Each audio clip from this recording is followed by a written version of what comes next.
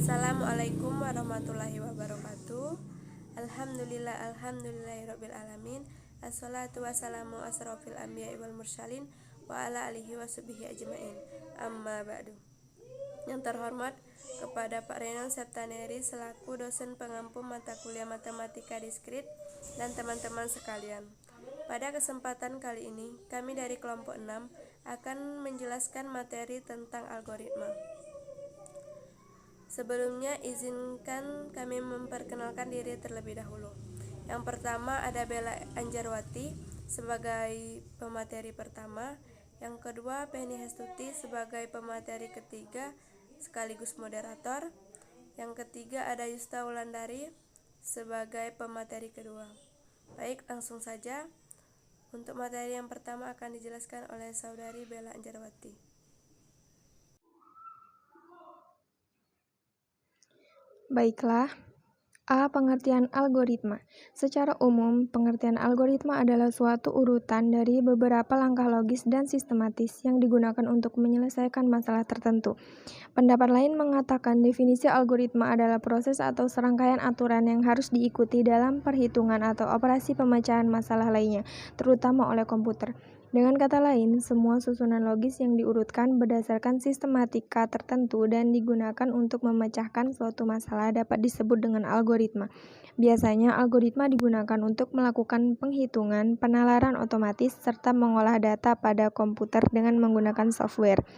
Dalam algoritma, terdapat rangkaian terbatas dari beberapa instruksi untuk menghitung suatu fungsi yang jika dieksekusi dan diproses akan menghasilkan output, lalu berhenti pada kondisi akhir yang sudah ditentukan.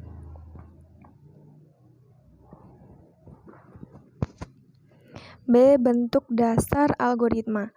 Berikut ini 3 bentuk dasar algoritma. Yang pertama, algoritma sekuensial atau sequence algorithm, yaitu sebuah perintah yang dapat tersusun dengan sistematis dan berurutan yang nantinya muncul beberapa instruksi. Yang selanjutnya, algoritma perulangan atau looping algorithm, yaitu sebuah perintah yang dapat digunakan untuk mengulang beberapa banyak perintah dengan memperhitungkan syarat-syarat tertentu. Dan yang ketiga yaitu algoritma percabangan atau bersyarat atau conditional algorithm, yaitu suatu perintah yang dapat digunakan untuk memilih salah satu dari beberapa pilihan yang ada.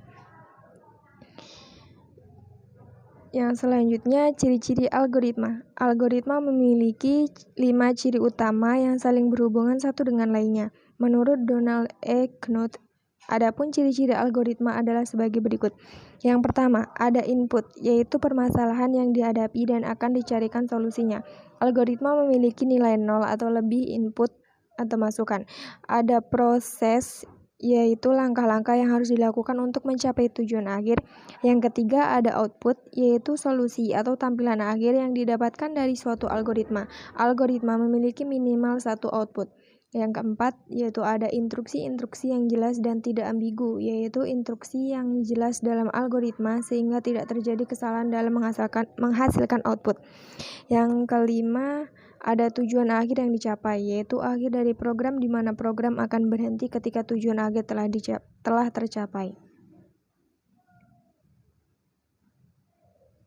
Baiklah, yang selanjutnya yaitu jenis-jenis algoritma. Menurut Dr. Christoph Koch-Chan, seorang ahli matematika dan komputer asal Jerman, ada 32 algoritma penting dalam ilmu komputer. Namun berdasarkan fungsinya terdapat 6 jenis algoritma dasar, yaitu yang pertama algoritma rekursi. Algoritma rekursi atau recursive algorithm adalah algoritma yang memanggil dirinya sendiri secara berulang-ulang hingga masalah terpecahkan. Yang kedua, algoritma divide and conquer.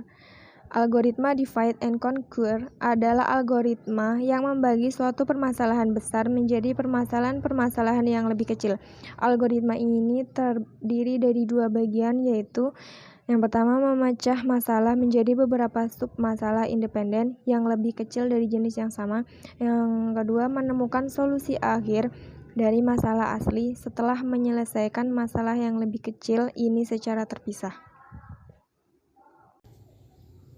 D. Jenis-jenis algoritma. Algoritma dynamic programming.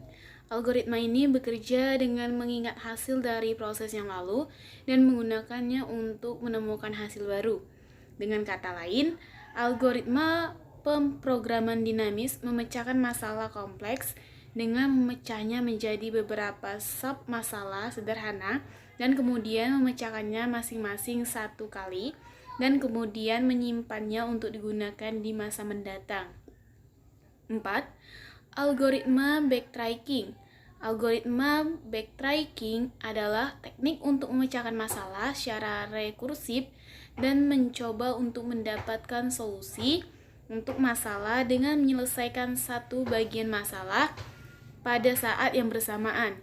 Jika salah satu solusi gagal, kita menghapusnya dan mundur untuk menemukan solusi lain. Dengan kata lain, algoritma backtracking memecahkan sub-masalah dan jika gagal memecahkan masalah, algoritma ini membatalkan langkah terakhir dan mulai lagi untuk menemukan solusi untuk masalah tersebut. 5. Algoritma greedy.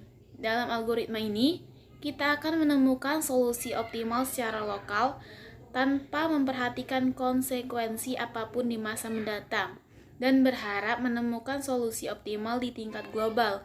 Metode ini tidak menjamin bahwa kita akan dapat menemukan solusi yang optimal.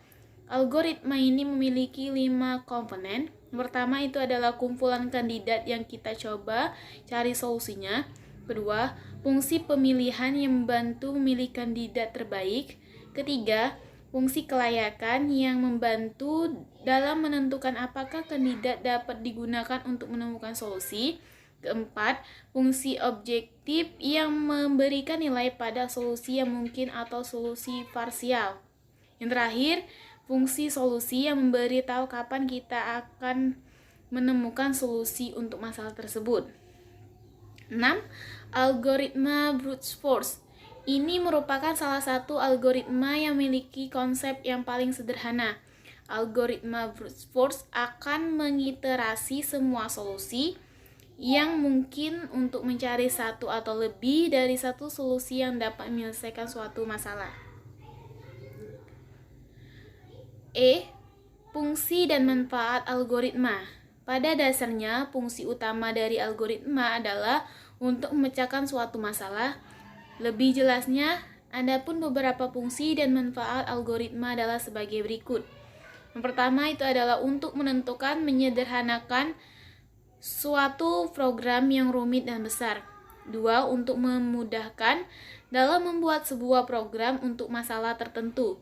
Ketiga, algoritma dapat digunakan berkali-kali untuk menyelesaikan suatu permasalahan. Yang keempat, membantu memecahkan suatu permasalahan dengan logika dan sistematis. Yang kelima, untuk meminimalisir penulisan program secara berulang-ulang. Keenam, agar dapat melakukan pendekatan top-down dan divide and conquer. 7. Untuk memudahkan membuat program yang lebih rapi dan terstruktur sehingga lebih mudah dipahami dan dikembangkan. Ke-8, memudahkan proses modifikasi pada program karena bisa dilakukan hanya pada satu modul tanpa harus mengubah modul lainnya. 9. Ketika terjadi kesalahan, algoritma dapat membantu menemukannya karena alur kerja yang jelas. Terakhir, memudahkan proses dokumentasi. Berikut ini adalah contoh algoritma. Pertama itu menentukan bilangan ganjil atau genap. Bilangan bulat yaitu 0, 1, min 1, 2, dan seterusnya. Sedangkan bilangan asli diawali dengan 1, 2, 3, 4, 5, dan seterusnya. Bilangan bulat dan bilangan asli sering dipakai dalam berhitung. Himpunan bilangan bulat dalam buku teks aljabar biasanya dinyatakan dengan lambang Z, serta himpunan bilangan asli dinyatakan dengan lambang N. Algoritma yang digunakan untuk menentukan apakah bilangan tersebut ganjil atau genap disajikan dengan flowchart seperti di samping. Bisa kalian lihat, gambar di samping adalah flowchart. Baik, materi selanjutnya yaitu contoh algoritma. Yang pertama, menentukan bilangan ganjil atau genap. Bilangan bulat yaitu 0, 1, min 1, 2, dan seterusnya. Sedangkan bilangan asli 1, 2, 3, 4, 5, dan seterusnya. Bilangan bulat dan bilangan asli sering dipakai dalam berhitung. Himpunan bilangan bulat dalam buku teks aljabar biasanya dikatakan dengan lambang Z, serta himpunan bilangan asli dinyatakan dengan lambang N. Algoritma yang digunakan untuk menentukan apakah bilangan tersebut ganjil atau genap disajikan dengan flowchart seperti di samping. Bisa dilihat. Selanjutnya, yang kedua, menghitung keliling dan luas lingkaran. Lingkaran adalah contoh dari kurva tertutup sederhana. Lingkaran membagi bidang menjadi dua bagian, yaitu bagian luar dan dalam. Adapun algoritma untuk menghitung keliling dan luas lingkaran disajikan dengan flowchart seperti di bawah ini. Mulai input alas, input tinggi, luas 1/2 dikali alas dikali tinggi, print luas, selesai. Yang ketiga yaitu menampilkan bilangan ganjil di antara 10 sampai 30. Bilangan ganjil yang terletak di antara 10 dan 30 adalah bilangan 11, 13, 15, dan seterusnya. Namun yang akan ditampilkan kecuali bilangan 21 dan 27. Sehingga output atau keluaran yang diharapkan dari algoritma tersebut yaitu bilangan ganjil antara 10 sampai 30, kecuali bilangan 21 dengan 27. Algoritma yang digunakan untuk menampilkan bilangan ganjil antara 10 hingga 30, kecuali bilangan 21 dan 27, dapat disajikan dengan flowchart seperti di samping. Bisa dilihat pada PowerPoint. Selanjutnya, keterangan simbol flowchart dan fungsinya. Flow direction symbol, yaitu simbol yang digunakan untuk menghubungkan antara simbol yang satu dengan simbol yang lain. Simbol ini disebut juga connection line. Terminator symbol, yaitu simbol untuk permulaan atau start, atau akhir atau stop dari suatu kegiatan. Yang selanjutnya, konektor simbol, yaitu simbol untuk keluar masuk atau menyambungkan proses dalam lembar atau halaman yang sama. Selanjutnya, konektor simbol, yaitu simbol untuk keluar masuk atau penyambung proses pada lembar atau halaman yang berbeda. Selanjutnya, processing simbol, simbol yang menunjukkan pengolahan yang dilakukan oleh komputer. Selanjutnya, simbol manual operation, simbol yang menunjukkan pengolahan yang tidak dilakukan oleh komputer. Selanjutnya, simbol decision, yaitu simbol pemilihan proses berdasarkan kondisi yang ada. Selanjutnya, simbol input-output, simbol yang menyatakan proses input dan output tanpa tergantung dengan jenis peralatannya. Selanjutnya, simbol manual input, yaitu simbol untuk pemasukan data secara manual online keyboard. Selanjutnya, simbol preparation, yaitu simbol untuk mempersiapkan penyimpanan yang akan digunakan sebagai tempat pengolahan di dalam stroke. Selanjutnya, simbol predefined process, yaitu simbol untuk pelaksanaan suatu bagian atau subprogram atau prosedur. Selanjutnya, simbol display, yaitu simbol yang menyatakan peralatan output yang digunakan, yaitu layar, plotter, printer, dan sebagainya. Selanjutnya, simbol disk and online store, yaitu simbol yang menyatakan input yang berasal dari disk atau disimpan ke disk. Selanjutnya, simbol magnetic tape unit, yaitu simbol yang menyatakan input berasal dari pita magnetik atau output disimpan ke pita magnetik. Selanjutnya, simbol punch card, yaitu simbol yang menyatakan bahwa input berasal dari kartu atau output ditulis ke kartu. Dan yang terakhir yaitu simbol dokumen, yaitu simbol yang menyatakan input berasal dari dokumen dalam bentuk kertas atau output dicetak ke kertas.